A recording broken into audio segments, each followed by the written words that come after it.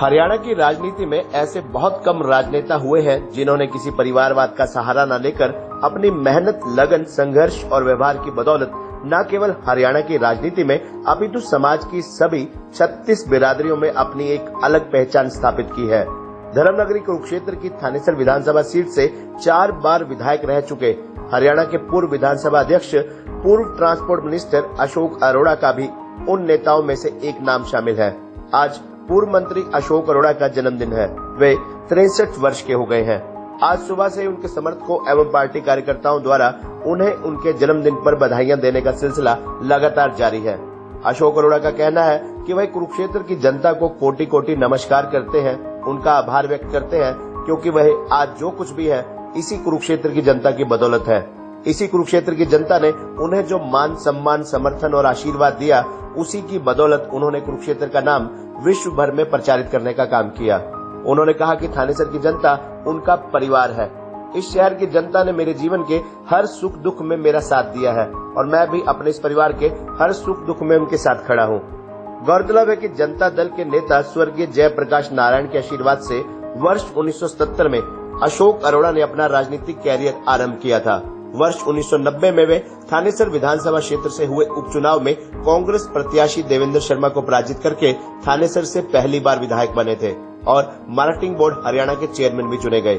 वर्ष 1996 में वे थानेसर विधानसभा क्षेत्र से ही निर्दलीय प्रत्याशी बाबू रमेश गुप्ता को पराजित करके दूसरी बार नगर विधायक बने। इसी प्रकार वर्ष 2000 में हुए विधानसभा चुनाव में थानेसर से कांग्रेस प्रत्याशी शशि सैनी को पराजित कर पुनः इसी विधानसभा क्षेत्र से तीसरी बार विधायक चुने गए। वर्ष 2010 के विधानसभा चुनावों में वे कांग्रेस प्रत्याशी बाबू रमेश गुप्ता को पराजित कर चौथी बार थानेसर विधानसभा क्षेत्र से विधायक चुने गए। अशोक अरोड़ा जहां थानेसर से 4 बार विधायक चुने गए, वहीं 27 जुलाई 1999 को अशोक अरोड़ा को हरियाणा विधानसभा का अध्यक्ष भी चुना गया था। इसी दौरान वे इनेलो के प्रधान महासचिव भी नियुक्त किए गए तथा 2 मार्च 2000 से सन 2005 तक प्रदेश के परिवहन मंत्री भी बने।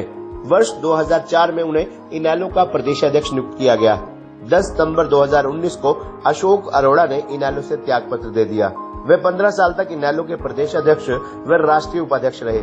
जिस पार्टी ने उन्हें इतना मान सम्मान दिया, उन्होंने भी अपना सर्वस्व उसी पार्टी को समर्पित कर दिया था। परंतु उस समय चौटाला परिवार में हुई कलह के चलते उन्होंने भी अपने समर्थकों के दबाव में आकर भरी आंखों से इनेलो को अलविदा कहा था। अशोक अरोड़ा ने अलविदा इनेलो को कहा था, परंतु बतौर नेता उनके दिलों में आज भी अपने दिग्गज नेता जननायक चौधरी देवीलाल और ओम प्रकाश चौटाला के प्रति वही सम्मान और इज्जत बरकरार है, जो अक्सर उनके भाषणों और बातों में भी नजर आती है। बीते दिन उनके फेसबुक पेज पर भी जननायक देवीलाल जी की जयंती पर डाली गई पोस्ट भी उसी सम्मान का जीता जागता उदाहरण है। राजनीति में कई दशकों से लगातार सक्रिय, सहज स्वभाव के अशोक अरोड़ा को समूचे प्रदेश भर में किसी पहचान की आवश्यकता नहीं है।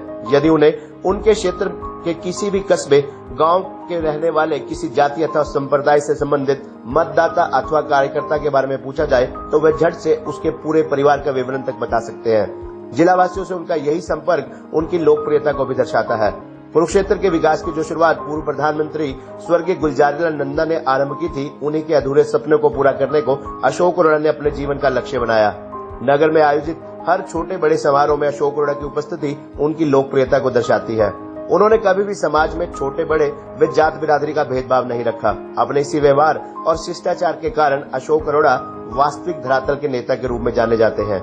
अशोक अरोड़ा की पृष्ठभूमि किसी राजनीतिक परिवार से न होकर एक साधारण परिवार से संबंधित है। वे पूर्व उप प्रधानमंत्री स्वर्गीय चौधरी देवीलाल के आशीर्वाद से थोड़े से समय में ही सफलता की बुलंदियों को छूते हुए हरियाणा के विधानसभा स्पीकर से लेकर कैबिनेट मंत्री तक रह चुके हैं।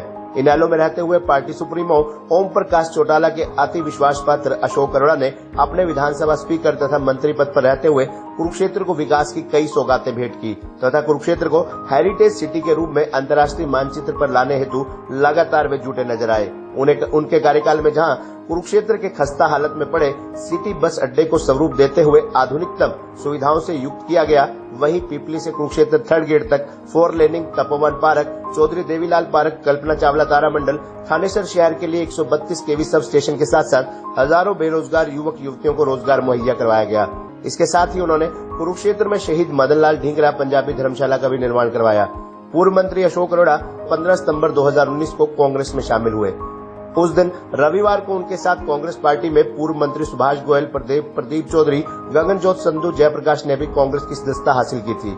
यह अशोक अरोड़ा के व्यक्तित्व और लंबे राजनीतिक अनुभव का ही परिणाम था कि उनके कांग्रेस में शामिल होते ही अनेक गुटों में बटी जिला कांग्रेस भी एकजुट होकर उनके नेतृत्व में तब से अब तक लगातार मजबूत होती नजर आ रही है। बीते दिनों राहुल गांधी की भारत जोड़ो यात्रा तथा भूपेंद्र सिंह हुड्डा के विपक्ष आपके समक्ष कार्यक्रम में अशोक अरोड़ा को मिली अहम जिम्मेदारी और प्रदेश कांग्रेस के सभी दिग्गज नेताओं द्वारा अशोक अरोड़ा को हर मंच पर तवज्जो दिया जाना इस बात का प्रमाण है कि अशोक अरोड़ा का कद हरियाणा की राजनीति में लगातार ऊंचा ही हो रहा है। अशोक अरोड़ा स्वच्छ छवि के मिलनसार व्यक्ति हैं। उनका कुरुक्षेत्र की जनता के साथ विशेष स्नेह है तथा वे हर व्यक्ति के सुख दुख में दिल से शरीक होते हैं। उनका सपना है कि जब भी उन्हें मौका मिलेगा तो कुरुक्षेत्र के विकास में जो कसर रह गई है उसे पूरा करेंगे, ताकि गीता की जन्मस्थली कुरुक्षेत्र पूरे विश्व के मानचित्र पर अपना स्थान बना सके तथा कुरुक्षेत्र हेरिटेज सिटी के नाम से जाना जाए। खबरनामा हरियाणा के लिए डॉक्टर राजेश वधवा की रिपोर्ट।